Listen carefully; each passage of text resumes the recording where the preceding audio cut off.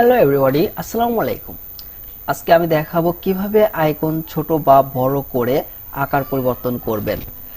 তো ডিসপ্লেতে দেখা যায় অনেক সময় বড় আকারের আইকন অথবা অনেক মিডিয়াম সাইজের আইকন থাকে, ওগুলো ছোট করে নিলে অনেকটা সৌন্দর্য দেখায়। তো আমি সেটাই আজকে দেখাবো। তো তার আগে একটি রিকোয়েস্ট থাকবে, যদি আমার চ্যানেলে নতুন হয়ে থাকেন তাহলে অবশ্যই চ্যানেলটি সাবস্ক্রাইব করবেন। ধন্যবাদ।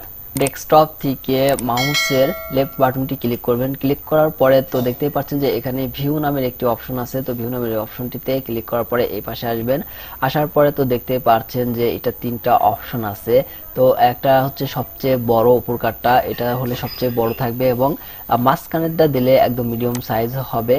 তো আর যদি নিচেরটা দেন একদম শেষেরটা, তাহলে সব থেকে ছোট সাইজ হবে।